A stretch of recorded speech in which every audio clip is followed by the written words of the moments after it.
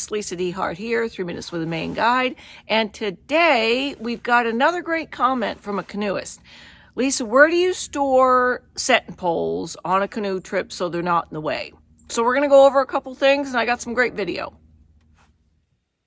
So I'm going to start with the model, because you guys know me, I love models.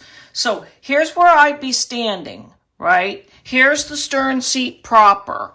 And my pole always goes in like this.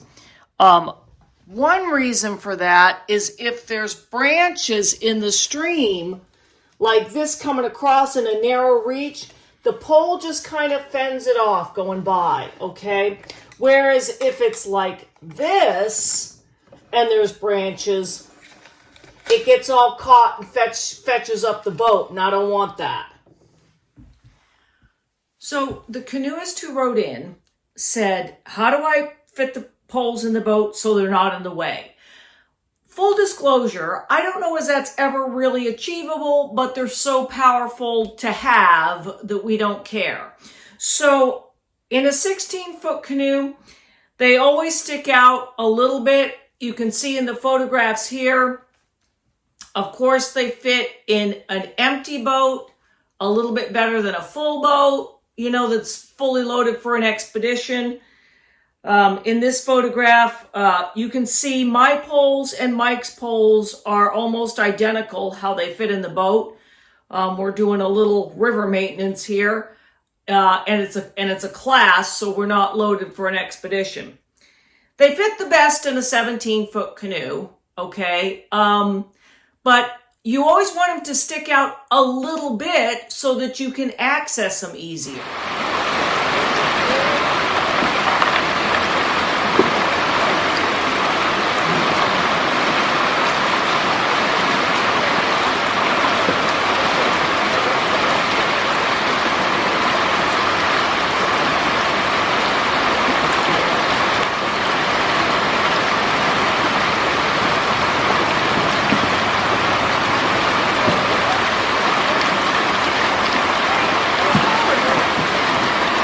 This is Jeff's. You can see in this photograph, the one I'm using is always going to be the one on top of the thwart. You can see the one that's the spare is always tucked a little bit deeper in under the thwart. So, so what it's done for me is I paddle on the left, I pole on the right. And while the left side was always my strongest paddling side, what having the poles there has done for me is I almost never switch. I almost never switch. For 30 years, I've paddled on the left side.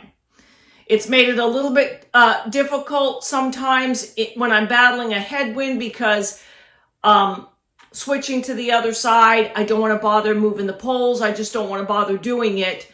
And it sometimes, depending on the wind direction, makes it so I can't use the wind to my advantage because I want to stay on the left side.